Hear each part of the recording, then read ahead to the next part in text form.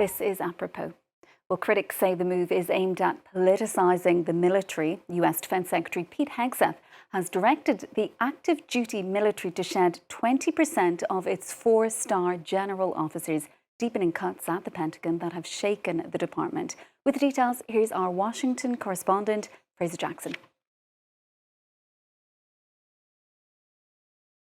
US Secretary of Defense Pete Hegseth announced plans on Monday to start his overhaul of the US Department of Defense, also known as the Pentagon. This after an initial culling of top officials when the Trump administration first took office in January. Well, this latest round now looks to cut at least 20% of the country's four-star generals. That is the top level of the military, and that will affect around 100 or so generals across the armed services. Now, Pete Hegseth says that the effort will shift resources from, quote, bloated headquarters elements to our warfighters. He also pointed out that under the administration during World War II, the US military had 12 million troops and 17 four-star and five-star generals. It hasn't had five-star generals for some decades now. But he said the Pentagon now oversees a force of about 2.1 million service members with 44 four-star generals and admirals.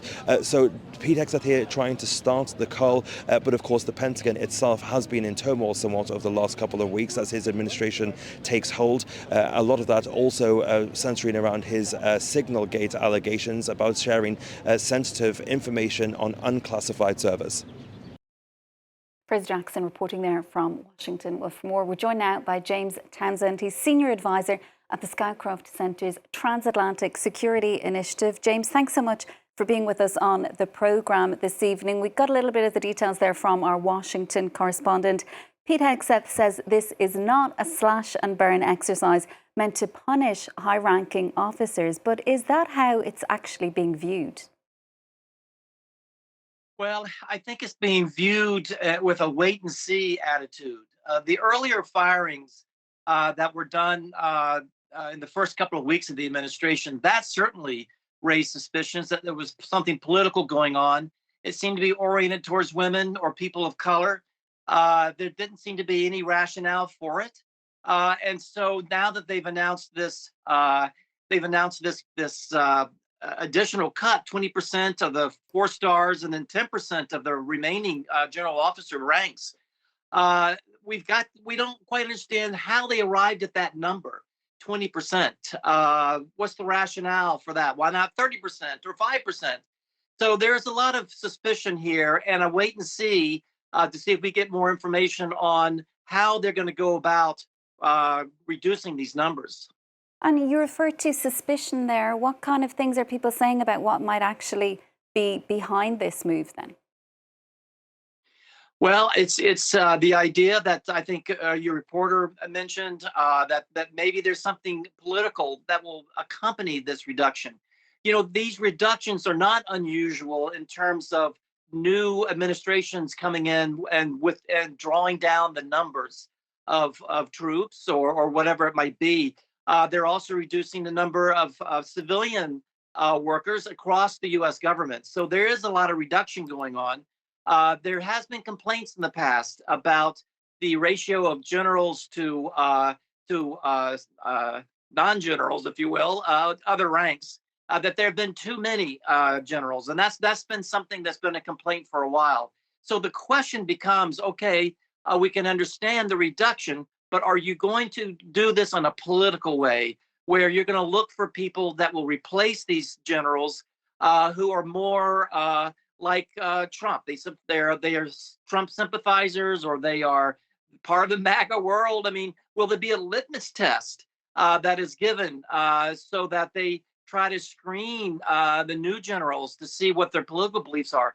That's not what is supposed to happen. That has not happened in the past as they've appointed new generals. So there is some worry that might be what's lurking behind the reduction in some of these numbers. So it could essentially be about firing generals who don't agree with the Trump administration. That would be part of the concern there. Either that or making sure that they hire on generals that there is some proof that they are more in line with the president. And again, this is not what the military is all about. The military takes its orders from the commander in chief, from the president, and the military is there to support the Constitution. And they are apolitical.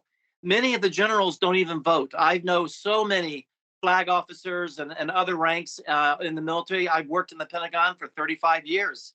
And I can tell you that a lot of them don't even vote, and they won't even tell you a political affiliation. So trying to figure out among those generals who might be promoted into these positions, trying to figure out where they stand politically is going to be very difficult unless they're asked. And I'm not sure what kind of answer they're going to give.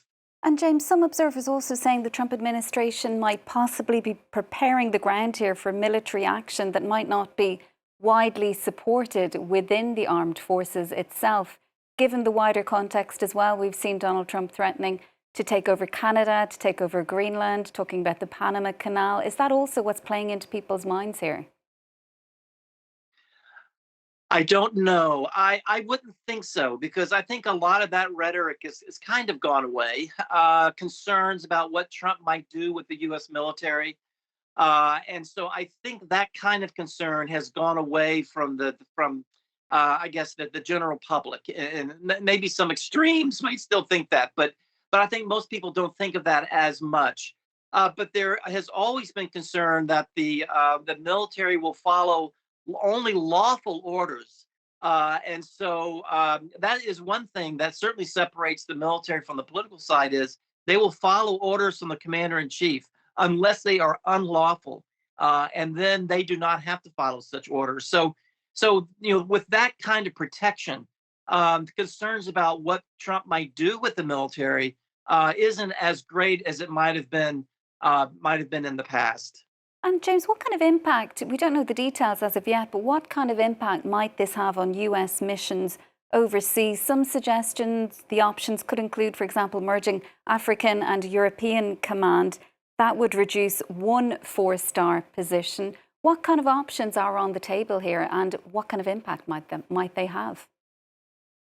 Oh, that's a great question. And there's a lot of studies going on now that the administration is doing to judge how big the U.S. force structure should be, what the command structure should look like. You mentioned the African Command and the European Command. Both of those are headquartered in Germany, in Stuttgart. And but I think something that a lot of people would recognize is that the commander of the European Command, there in Stuttgart, he's in charge of the U.S. military forces that are stationed in Europe, part of NATO. He has another hat that he wears, and that's the NATO hat. He's also the SACEUR, or the Supreme Allied Commander Europe. So he's also in charge of all the NATO forces. So allied forces that come under the NATO command, he's in charge of those guys too. So if there is something that happens, as you point out, about Africa Command and European Command coming together, and that instead of two four-star generals, there's one four-star general. Maybe they're also going to say, look, we don't want this remaining general to also be in charge of NATO forces. Why don't we have a European general become in charge of the NATO forces instead of an American? So we could see something like that happen. And that has been a big deal since NATO was founded. An American had always led the NATO forces.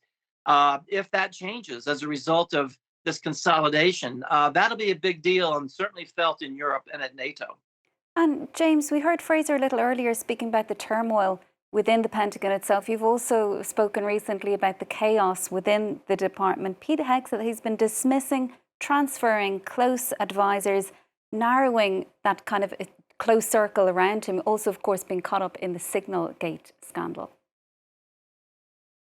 That's right. It's something that I think the Secretary of Defense is still trying to find his feet there as the Secretary of Defense in the Pentagon.